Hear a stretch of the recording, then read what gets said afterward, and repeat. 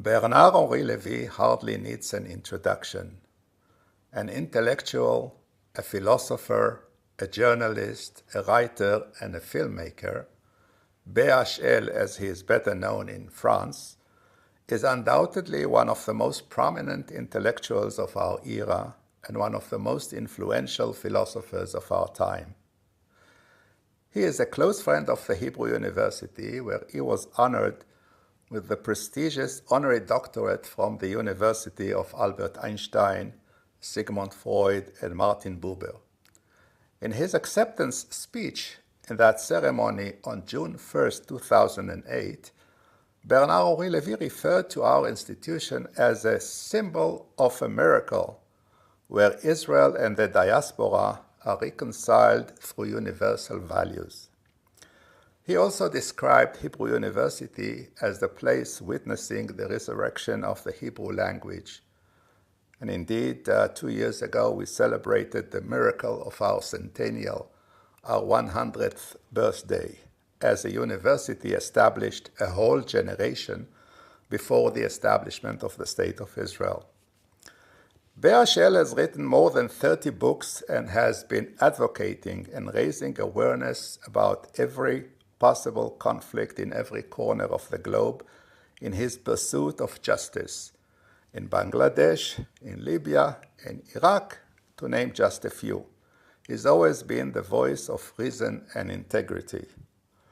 Bernard-Henri Levy has just published his book, The Virus in the Age of Madness, which to my mind is the first serious intellectual look into the pandemic engulfing us, making our dialogue today even more timely. And on a personal note, during my years in Paris, I had this unique privilege of making the pilgrimage to meet BHL every time I needed to consult with a smart person. And we would exchange ideas regularly on a variety of issues, from peace negotiations to global developments to anti-Semitism. I'm therefore extremely proud to introduce Bernard-Henri Levy once again to the Hebrew University Board of Governors. Cher Bernard, je vous remercie infiniment au nom de l'Université hébraïque de Jérusalem pour votre amitié. C'est vraiment un grand plaisir de vous avoir parmi nous aujourd'hui. Good evening, Bernard. Welcome back, and thank you for being with us today. Thank you, my dear Yossi. Thank you, Mr. Ambassador. The pleasure and the honor are for me. Your university is so prestigious, and to have been once or twice, one of the honorees of your university has been one of the prides of my life. So I'm happy to be back today. I have a few questions on the pandemic. And let's start with the fact that the corona pandemic has changed life in a profound manner. Social habits, employment, relations in the family, governments, etc. What lasting impact is this going to have on us as a society once cure is found? I hope that it is just a terrible crisis, but not a crisis. And I do hope that we will not keep in heritage some two new habits. Because, you see, at the end of the day, I liked a world where you could shake hands. I liked a world where you could hug. I liked a world where a secular Jew could do his duty, who was to go to the most remote people and to help and to secure. I loved a world where less secular Jews devoted to study, could study together in a real yeshiva and not by Zoom. This world of yesterday, was not so bad. So I really hope that the social consequences will not be too dramatic. It would be very bad. Well, this world of yesterday is, to my mind, much better than the world of today. But you know, Bernard, governments have taken some significant emergency measures. Some of these necessary measures certainly reflect an infringement on basic human rights, such as closures, curfews, lockdowns, closure of academic and religious institutions. How concerned are you, as an intellectual, that once cure is found, all of these draconian measures will not be used to curtail in certain societies some basic human rights? I am concerned. Honestly, I am concerned. Not because I suspect any devilish will or diabolical wish in those who govern us. I don't believe that. But I fear that in the societies themselves, liberty, freedom, rights, and so on, they are a joy and they are also a burden. We all know that freedom is a joy, an exultation, but also a burden. It's not so easy to be free. So my concern is that we could be numerous to think that at the end of the day, a life without the burden of freedom is not so bad. I hope that I'm concerned that a lot of our co-citizens might think that it is a good deal, or it might be a not too bad deal to exchange our freedom against 100% health security. And this would be a devilish deal. In France, I saw today that 75% of the population was comfortable with the curfew which was decided yesterday night. It's a lot. Maybe this curfew is useful. I don't know, I'm not a doctor. But even if it is useful, even if it has to be observed and obeyed, it is a nightmare. It is another style of life.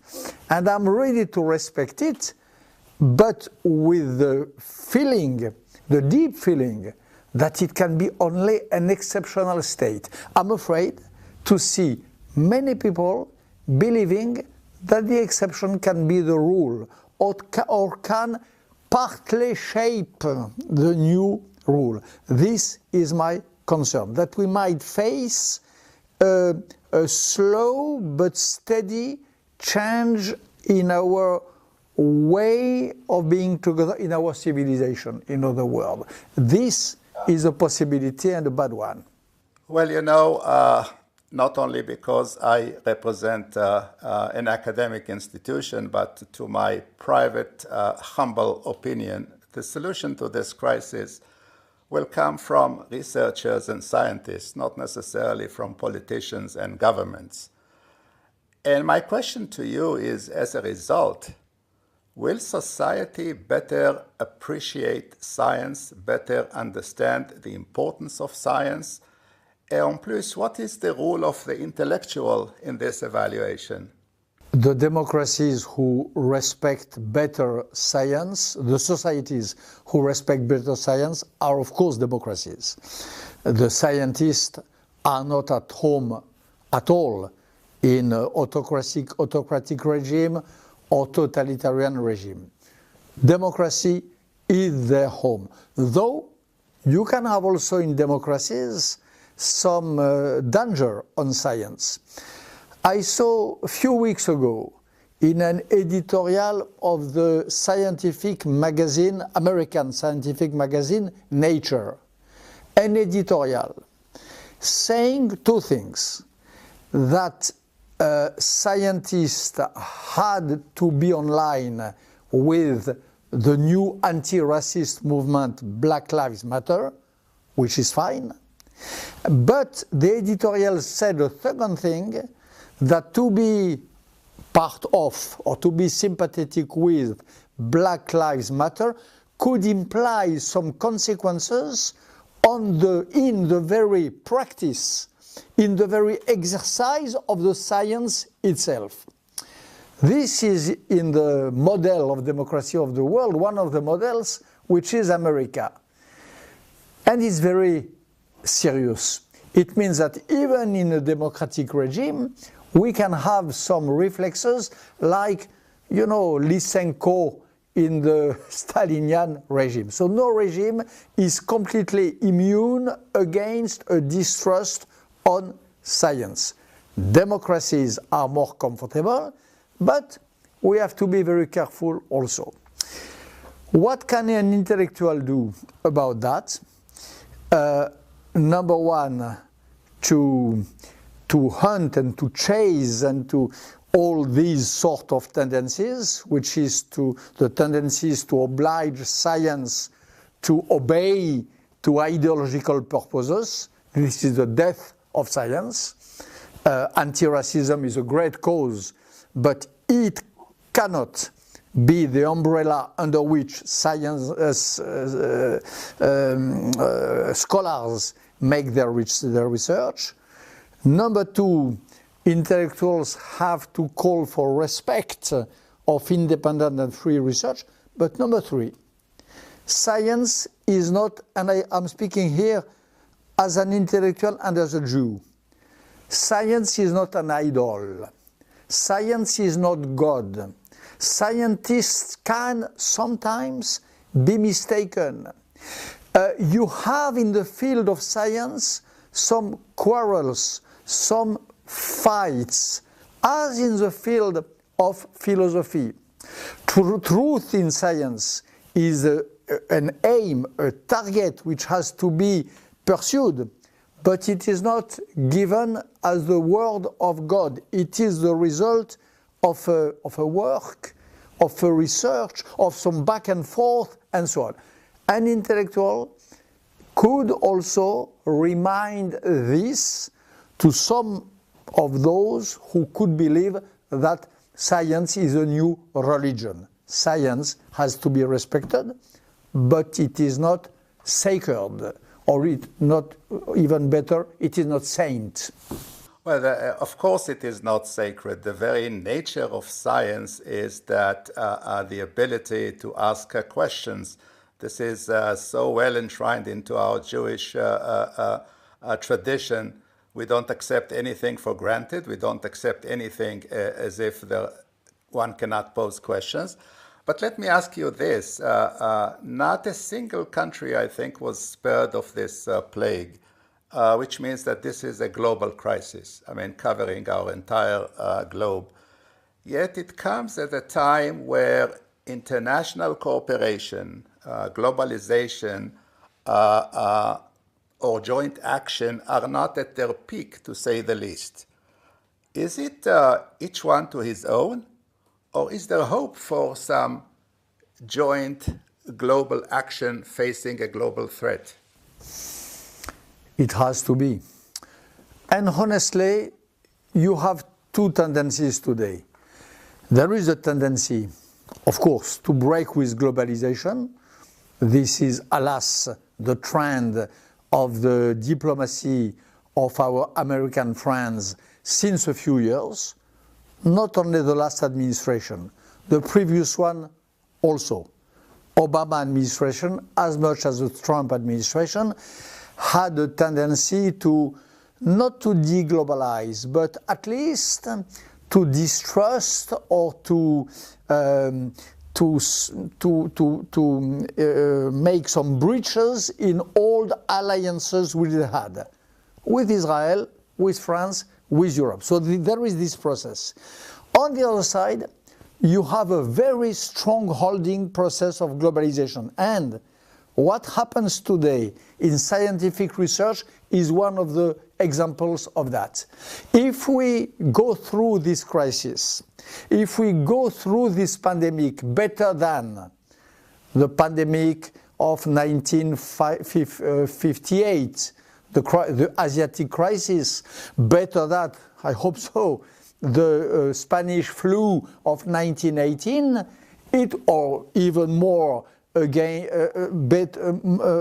less dramatically than the old plagues of Middle Age, it will be because of the globalization of research. It will be because today you have some scientists of Los Angeles, of Jerusalem, of Paris, of Berlin, of Auckland in Australia, who exchange their researchers, who exchange their anxieties and their findings, despite the borders, despite the sometimes the craziness or the egoism or the diplomatic coldness of the cold monster who are often the states. So you have the two processes. And vive les savants, long life to the researchers, because they keep alive this spirit of globalization. Well, I fully agree. I think that in the academia, in the academic world, internationalization is really a key word. You can hardly find a paper being published not being signed by scientists from Europe, from the United States, from Israel, from China.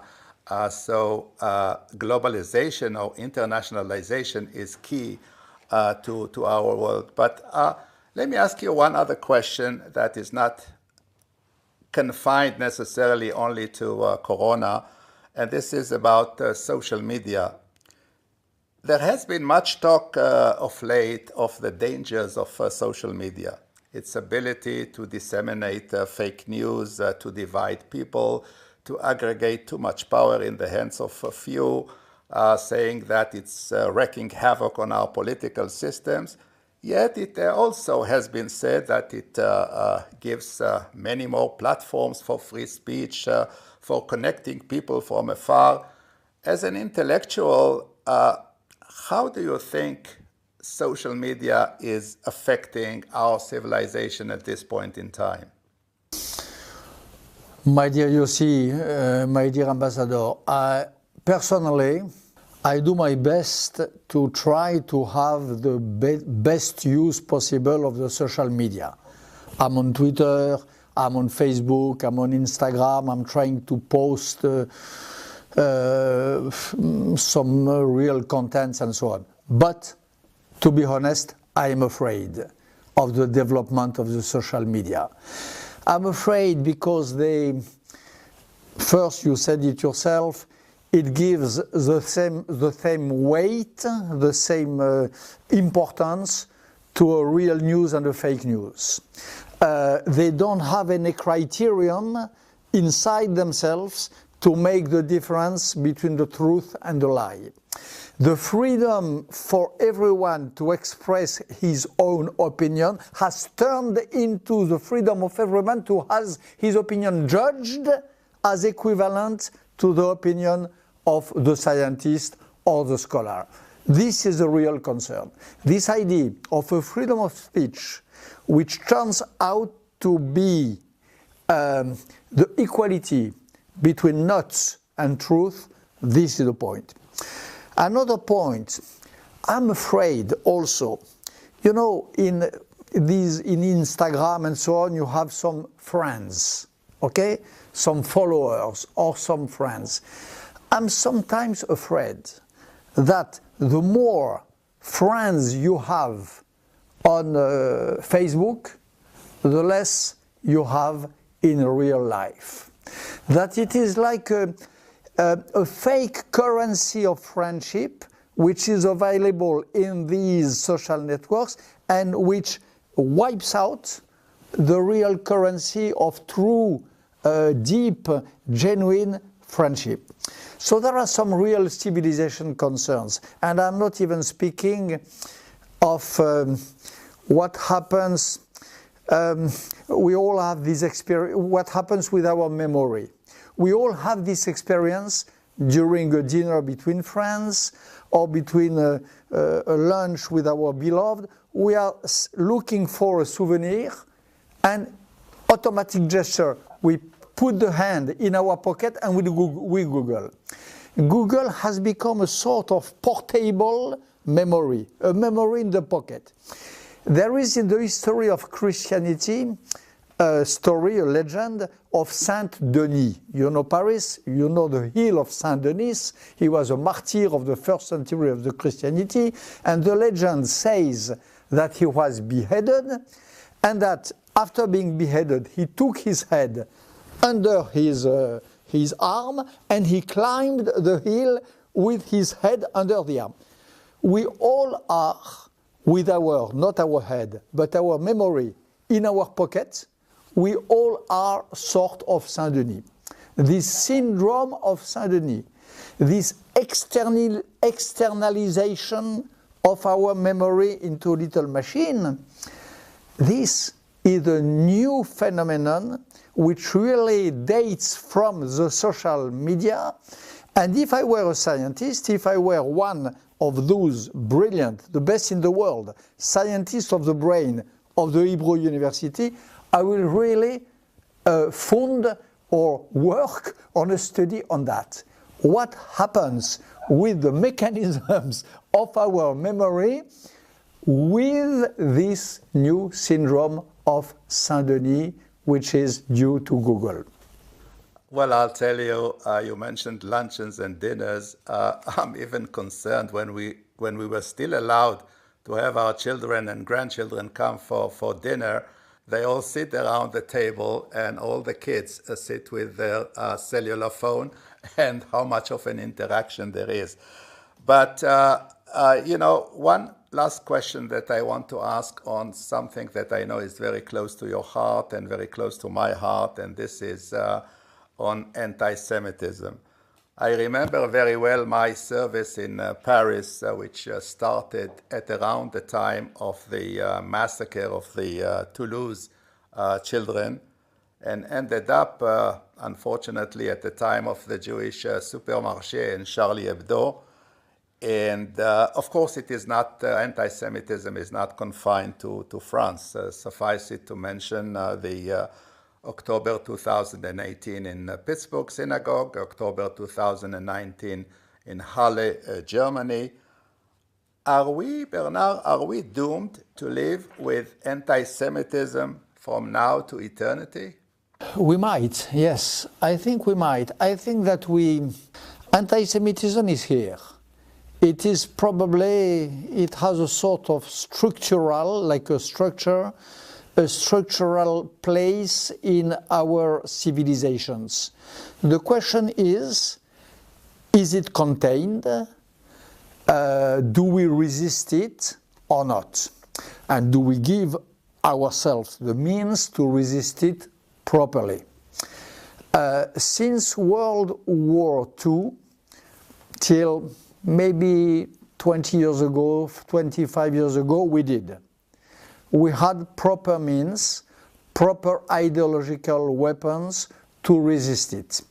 There was also this Jewish pride, which was promoted a lot by the survivors of the war and by the children and their grandchildren, which contributed a lot to keep into respect the anti-Semites. Today, I'm not so sure that the front line still holds as well. I see, alas, an uprise, an increase, a progress, if I can say, of anti-Semitism, not only in France. It would be too simple, all over the world. And I must say, anti-Semitism being, as you know, the new anti-Semitism, being a complex mix of a few intellectual devices, anti-Zionism, denial of Holocaust, and competition of victims, let's say. For me, these are the three pillars of the new anti-Semitism. Alas, these three devices, who can make, if they join, like three threads, the atomic bomb of anti-Semitism, they are present everywhere, even in America. Our dear friends, Americans, they have some of the most powerful so-called institutes of denial of Holocaust, of negationism. They have a real tendency to have the victimhoods and the suffering memories to fight against each other. You have too many people today in the States who are saying you have to choose in your heart, in your own heart, if you bleed for the Jews or if you bleed for another minority. And this idea that we will have to choose between two victimhoods and two memories is one of the components of a possible anti-Semitism. And you have in America too a growing anti-Zionism. I know that it can seem odd to say it, but it was odd 20 years ago, not so odd since 10 years. So these three components being the DNA of the new anti-Semitism, alas, there is no democracy in the world, not to say no country, which can pretend to be free of them. So we have to be more careful than ever and more strong than ever. And I say strong because I do believe that against anti-Semitism, the reply is not crying, is not complaining. The reply is to act with moral, intellectual, and if we can, spiritual strength. Strength, I mean, the strength of the mind, and sometimes in extreme situation, the other strengths, as Israel knows well, but this moral strength is the real weapon that can weaken or keep in respect anti-Semitism. Well, my dear Bernard, you'll be very happy to know that your university, the Hebrew University, which is opening the school year right now, is going through a record number of new students, which is an indication of the fantastic level of our university. And whenever conditions allow and the skies are open, we would love to see you again with us here at your beautiful university. I really thank you from the bottom of my heart. I could not really think of a more better way to conclude this fantastic Board of Governors of the Hebrew University. And again, I wish you lots of good health and hope to see you soon in Jerusalem. Thank you. Soon in Jerusalem. I would like to be able to shake hands, but we do, virtually. Thank you, Bernard. Thank you, Yossi.